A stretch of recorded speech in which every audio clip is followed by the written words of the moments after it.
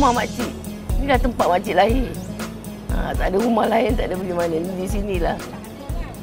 Mak makcik apa semua kan. Mak bapak makcik besar kat sini lah makcik. Zaman sekolah apa semua makcik di sinilah. Di sekolah jalan kaki. Sekolah Geni Road kan dulu jalan kaki makcik pergi. Makcik pergi sekolah jalan kaki, balik pun jalan kaki. Zaman dulu mana ada nak belanja pun kurang kan. Macam mana? Tak adalah nak besar-besar semua pergi jalan kaki, balik jalan kaki. Mak makcik memang asal sini, Kampung Baru. Bapak makcik bukan sini. Bapak makcik orang Singapura. Mak makcik memang sini.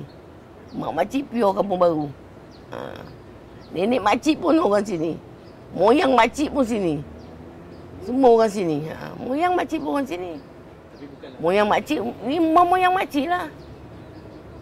Ni rumah pada rumah moyang, datuk moyang kita dulu. Rumah daripada mak nenek makcik ni. Lepas tu datuk makcik duduk. Dia bagi datuk kan. Lepas tu, lepas tu mak makcik. Meninggal datuk nenek, mak makcik pula duduk. Bergila-gila apa warisan apa orang kata. Bertukar-tukar warisan lah. Sampai ke makcik, cucu cicit lah. Semua duduk sini.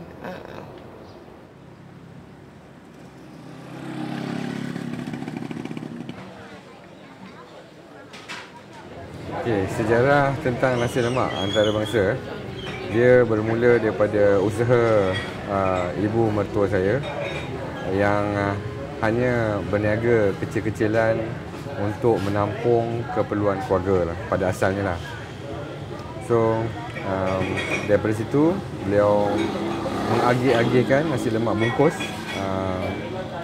melalui kawan-kawan untuk berniaga di pejabat lah. Kemudian kita buka macam stall atau kita tolak yang ada kat depan dan kita mula berniaga daripada pagi sampai tengah hari lah. Dan lama kelamaan kita cuba pula untuk membuka di sebelah malam. Asal nasi lemak kita mula buka daripada tahun 73. Sampailah pada tahun 80-an kita dah berniaga di sebelah malam lah. 80-an tu sebelah malam. Pada tahun 90-an baru kita mula berniaga di sebelah petang, membawa sampai ke esoknya. Kita tak kata kita ni the best nasi lemak, tapi kita kata yang kita ni famous. Jadi bila nasi lemak ni, you can say that you cannot please everybody taste kan. Jadi kita ada kita punya fans yang meminati sambal rendang kita, especially sotong.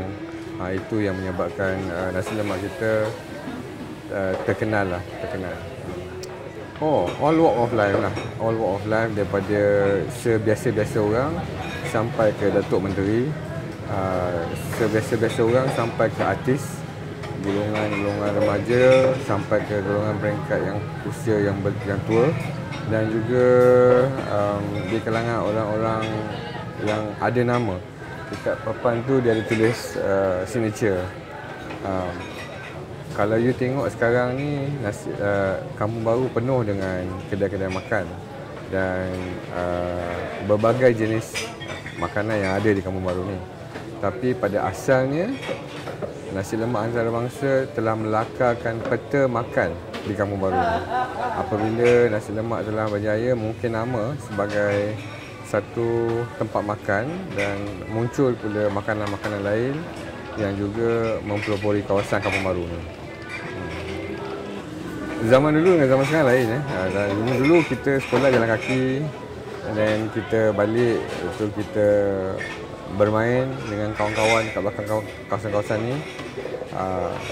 Jadi suasana kampung tu masih dikekalkan dulu. Tapi sekarang ni kebanyakan kanak-kanak lebih pada komputer, dan dia kurang bercampur dan bergaul dengan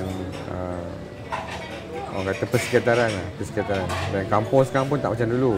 Kampung sekarang dah moden. Originally Kampung Baru ni macam kampung, memang kampung lah.